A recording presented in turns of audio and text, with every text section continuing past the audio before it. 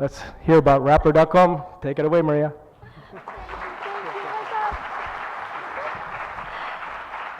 You know, Appa was joking that the last time we saw each other, he had to stretch because our tape was late to probe or something like that, and he had to do it again. Anyway, that was my panic moment. What an incredible afternoon it's been with just fantastic stories that hopefully will push us forward. I pulled one sentence from every speaker we've had because everyone had such wonderful gems. No, it's okay. I'll pull up the presentation after. So from Cher Wang, follow your true inner passion. Innovation, we heard that a lot. Vincent Lo, create opportunities for yourself. Do it with passion, that word again. Dado Banatao. I like this one. It was complex a bit. I mean, harder, not right there. And it goes against conventional wisdom. It starts with school, you build every step. It's like tipping point, but you grow and your capacity to actually change your environment grows as you add a layer onto yourself. Tony Tan Kaktiong, whenever mindset is the word that comes from him. Diane Wang, e-commerce gives SMEs the opportunity to compete with big bucks. Sheila Marcello, passion plus reinvention equals innovation. Winston, make the opportunity happen, try again, and go open source. Anna Melota Wilk, doing well and doing good go hand in hand. You can do business and solve the world's big problems at the same time. Aris Alip, lend to women, not men, and you can alleviate poverty and push growth. Pat Bang Bang had the same message. Let me take all of those strands that are just actually the big ideas and the big challenges of our time, and I'll put it to this, and I hope this is what we would come out of it, my contribution to this wonderful afternoon, which is, in a way, there are several factors coming together for us at this point in time. Social networks. Tony Melota actually used it already for, and his daughter's doing something different with it. But technology, we have internet, and then the guys who are doing something with that. And then beyond that, how do we make our society better with these ideas? So for me, it's this. Now we can do the PowerPoint.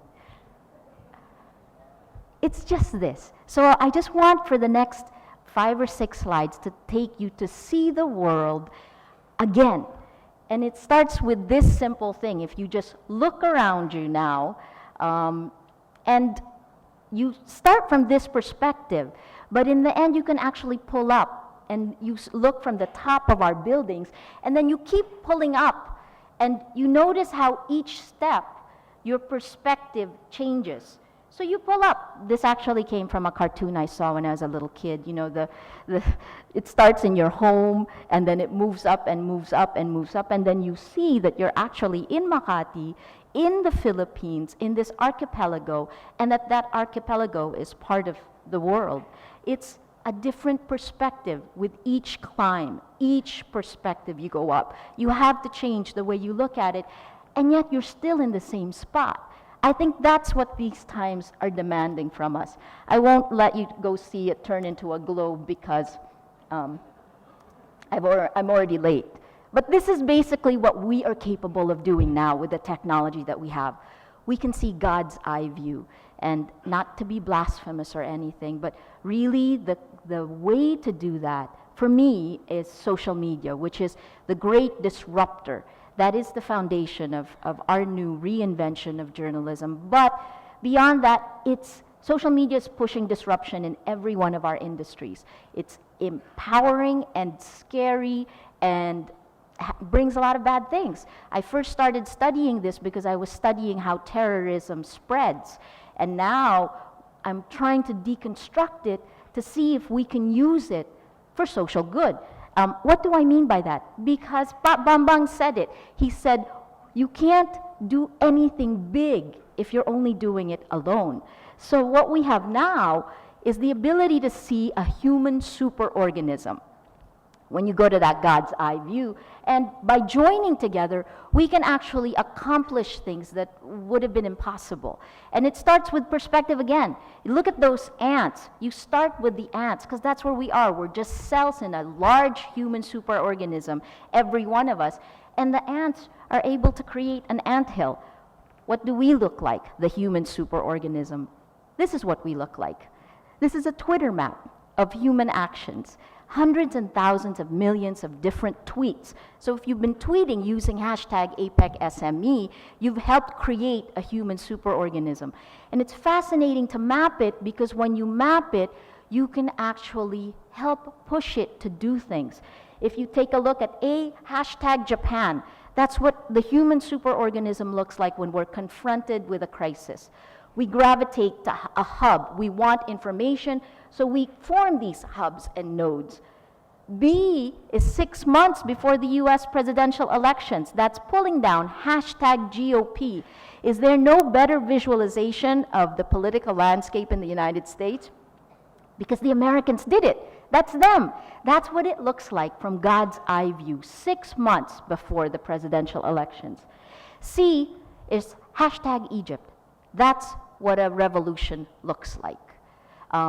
You take a look at all the people who tweeted and it folded in on itself. This is human behavior. And when it folds in on itself, it can turn over governments. It can overthrow governments. And hashtag D there, hashtag Syria, are actually the tweets that are starting to form in 18 months of conflict in Syria. You have basically a civil war. If that begins to start looking like hashtag Egypt, will there be a revolution? Is that what the revolution is? For me, it's the chicken or egg question. Can we predict things based on our behavior in social media? Let me bring you to the Philippines. This is what the Philippines looks like during the impeachment trial on the 44th day on May 29th. It's more colorful because it's more fun in the Philippines, di ba? You can see the whole thing on www.rappler.com, and it's interactive. If you tweeted during that time, you can mouse over it and you can see your community. Isa pa yun, in counterterrorism, if you see the community, then you can take action.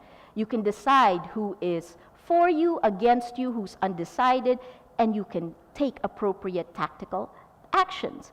You can see the impact of something like this. Let's take a look at the community of someone we all know on Twitter, Bianca Gonzalez. I am Super Bianca. When you just go through, you can take apart every single one of those. Can you predict what will happen next based on our behavior in social media? I'll give you an example where you can. You guys remember them. Jessica Sanchez and Philip Phillips, American Idol. Early this year, Jessica Sanchez, Filipino, Mexican American, makes it to the top 2. Let's look at what the statistics show us. Doesn't it look like a political map? It's not. But can you imagine if it were? Jessica, her tweets, the ones that supported her, based on sentiment analysis, based on support for her, are the yellow states. The blue states support Philip Phillips, the American, the white guy with the guitar. That's how he was always tweeted on Twitter, right? And the gray states are the ones where they weren't sure which direction it would go. So you can see the geographical polarization of the tweets for these two contestants. Where were people tweeting? Wow. Yes, in the United States, but look at Indonesia and the Philippines. The Philippines was a hot spot, major hot spot during that time period. Except there was a problem, right? We couldn't vote. And that's precisely what the statistics showed. If you just did a sentiment analysis on Twitter, you would see that globally, Jessica Sanchez actually won globally. Philip Phillips had less support, but if you only go with the people who can actually vote, the Americans in American Idol, Philip Phillips wins by a slight margin. Can we predict real-world outcome from our human behavior on social media? Well, in 2011, we saw what social media did in the Arab Spring. I mean, it's not as if these dictators hadn't been there for 30 to 40 years. And what pushed it in 2011 was that social media had already hit a tipping point in 2009, and that helped spread it through social networks, and that contagion spread across borders. And of course, we know this guy, the second time today, he used it in elections, big data visualization. So the next question really is, and this is my last question for you, what can we do with these ideas? How can we use them for positive change?